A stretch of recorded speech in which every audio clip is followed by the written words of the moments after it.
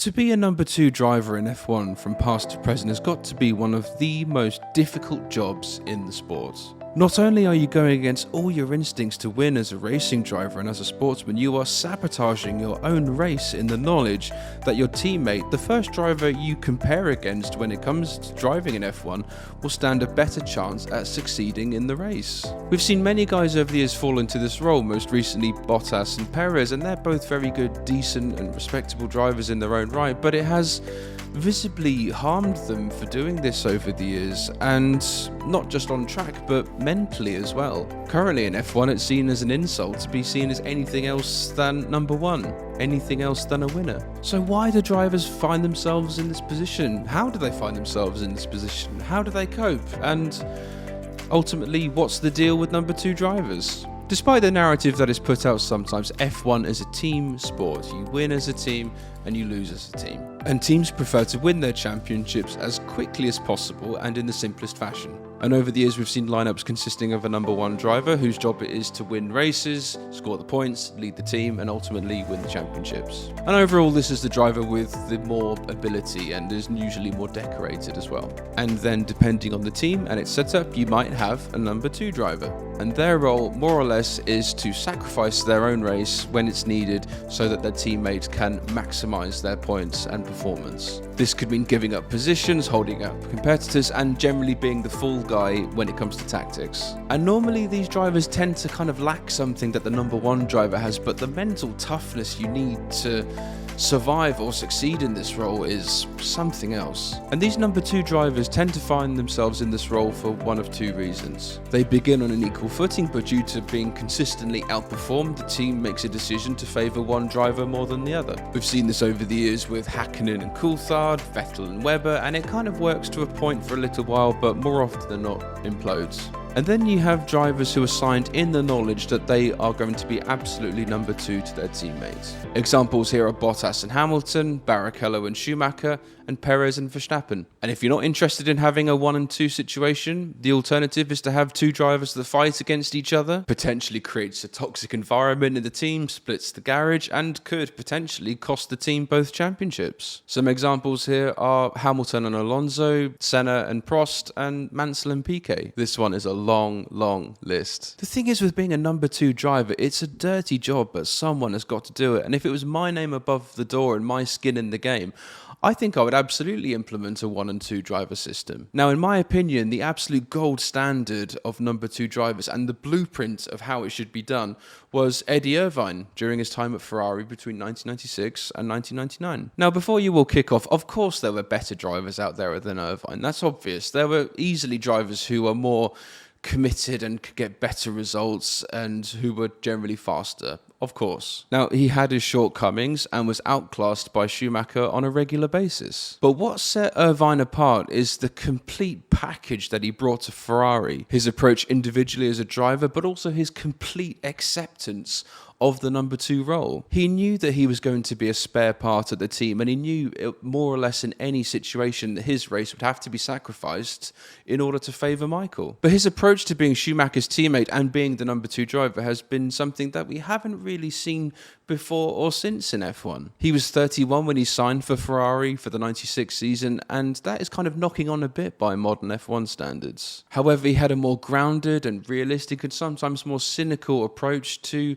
his career and how he is as a driver. Ultimately, his view was that he would rather be a number two at Ferrari than a number one at Jordan. At Ferrari, he could earn a fortune, build up a healthy trophy cabinet, and win the odd race when it came up. Now, I love Jordan, but I don't think he could have done any of those things had he stayed. Now, this is amazing. He had terms in his contract written up so that he would still earn the prize money for the position that he ultimately gave up to Schumacher. So if Irvine was running first and Schumacher second and he let Schumacher by, Irvine would still be paid the prize money if he finished first. And this wasn't just for first place, this trickled down all the way to sixth place at the time. But you can see that in his mind, he still got paid. He didn't care. Like his focus was on money at the time. You know, in his mind, he saw this simply as a job and a way to build himself a comfortable life after F1. You know, he was thinking long term at this stage. Not only that, but also build his share value and ultimately then move to a works team where he can be the number one driver afterwards. And he did just that. He then moved to Jaguar for 2000 and earned millions of dollars from Ford. And obviously Jaguar were rubbish, but Irvine succeeded in his plan. And now he's a multi-millionaire, hasn't paid for a drink in Italy for nearly 30 years, and most likely has no regrets. So I think if more drivers took this approach and were more realistic about their abilities, they could probably secure drives in teams that they would have normally no business driving for anyway. Take the situation at Red Bull. If Perez adopted this approach alongside Verstappen, you know, he could be at Red Bull for another 4 or 5 years, just as long as he plays ball, performs well, and doesn't give Verstappen any trouble. Especially nowadays, though, I think it's an enormous ask for a driver to submit and be number two, because you can have a whole entourage of people saying that you should be champion and you're better than this guy and blah, blah, blah. All that stuff is going to go to your head after a while, and you're going to start kind of believing your own BS. Take Barrichello, who was Irvine's replacement at Ferrari, or even Bottas when he was number two alongside Hamilton for all those years. Both, I think, were in very similar situations. Both knew that their teammate was the guy at the team, and they knew that they would have to kind of sacrifice their race to favour the other one if it came down to it. And the thing is, with Bottas and Barrichello, neither of them were very comfortable being that number two driver. We've all seen the interviews afterwards and even the radio communications during the race, and they just seem so dejected after having to do a job for their teammates. And also, both Bottas and Barrichello started seasons sometimes with the notions of that this is going to be their year. This is going to be the year when they can actually challenge, you know, Schumacher or Hamilton for the title, which was very admirable, but they're just setting themselves up for a massive disappointment and a crushing dose of reality when they are just reminded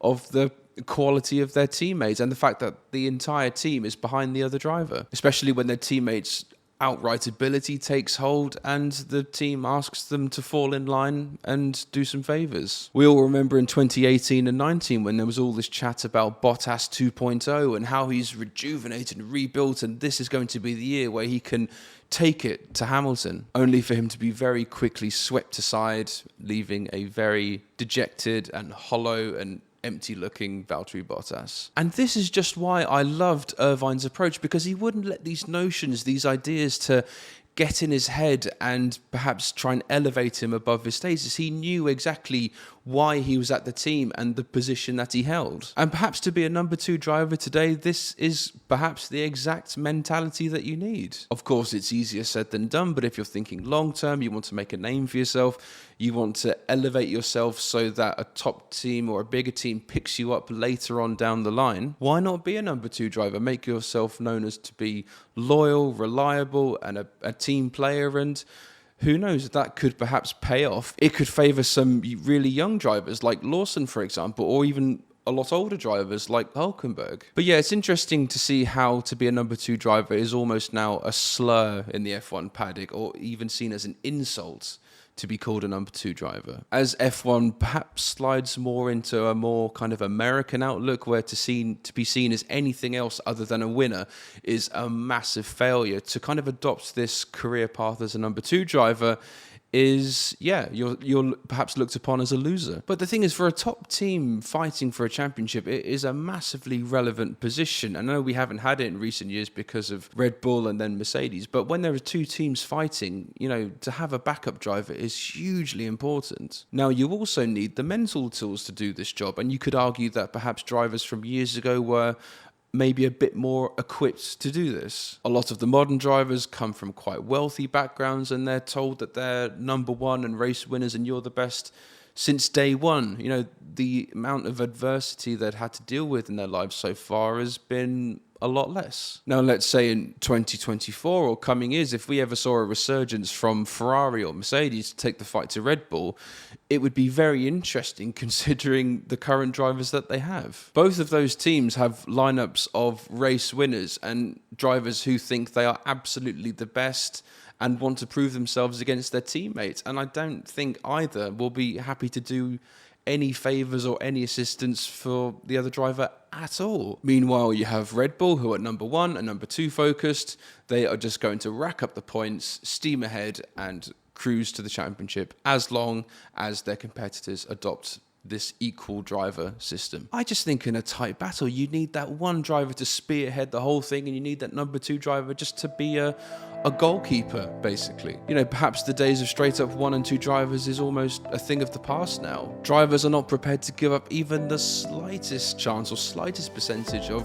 success and winning world championships. It's just what everyone wants to do. But then again, in the cold light of day, a lot of drivers are going to come away disappointed. Anyway, guys, thank you so much for watching. Please be sure to like, share, and subscribe. I'm Paul, and I'll see you later. Cheers.